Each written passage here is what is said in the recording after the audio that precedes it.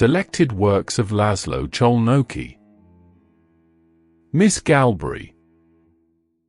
Translated by Petra Sobo. Miss Galbory was employed as a governess in my uncle's household. She was in charge of tutoring my younger sister, Jolene, though she made little progress with her, for the child was stubborn and headstrong. A great deal of this was due to Sari Vahami, the deputy county head's daughter, who behaved far too familiarly with the girl despite the considerable difference in their ages.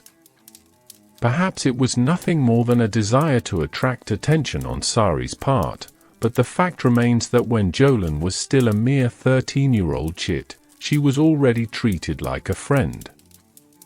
And in those days, Sari Vahami was the foremost young lady in the county, whose friendship many women eagerly sought.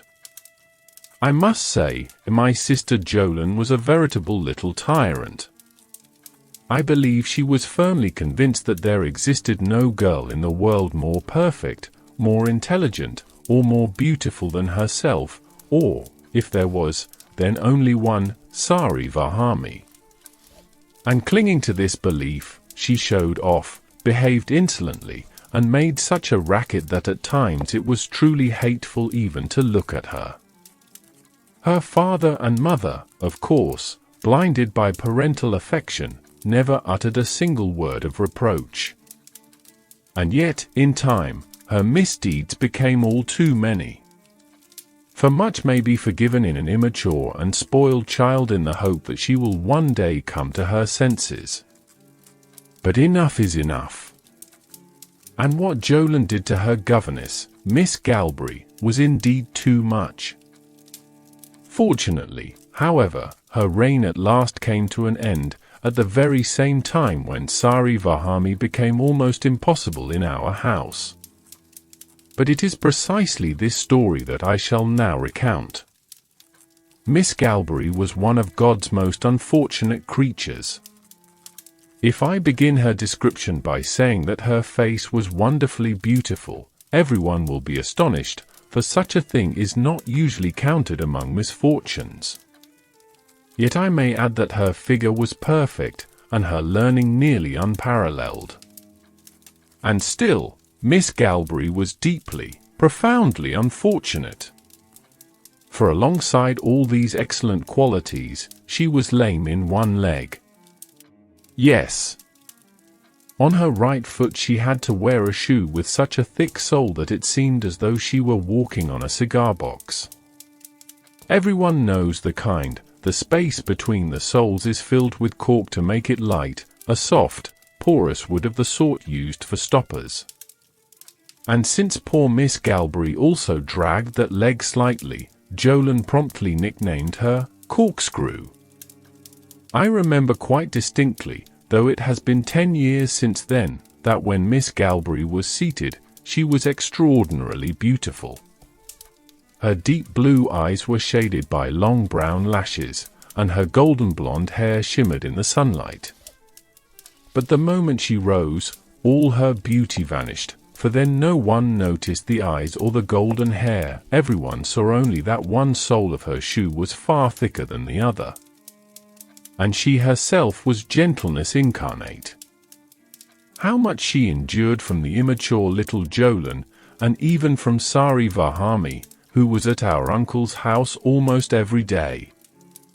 This proud and beautiful girl tormented Miss Galbory incessantly, just as she did anyone else within her circle, indeed, even more so, for in her case she could find a vulnerable point more easily than in others.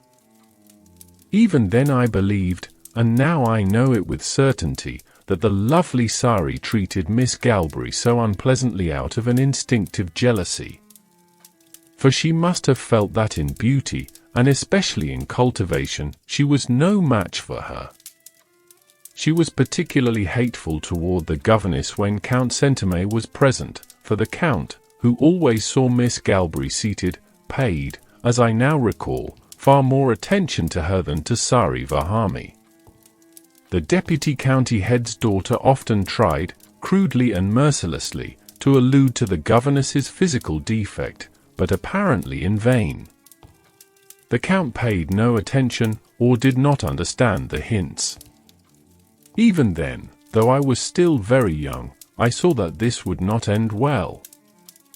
I had nothing to do with the matter, yet I could not help worrying more and more about when they would finally destroy poor Miss Galbory, for destroy her they surely would, I thought, especially since little Jolyon was constantly at Sari's beck and call. I was utterly convinced of it. Yet the exact opposite happened. On one occasion, my aunt's name day, many guests were gathered at my uncle's house. Among them, of course, were Sari Varhamy and Count Centime. I myself was present. I witnessed everything with my own eyes. After refreshments, we went down to the tennis court, where the adults began to play. Sari contrived matters so that she might be in the same group as the Count, while Jolyon stood opposite them. I believe they had arranged it beforehand. The ladies and gentlemen sat beside the court, and Miss Galbory was there as well, poor thing, somehow having managed on the way down to conceal her limp from the Count.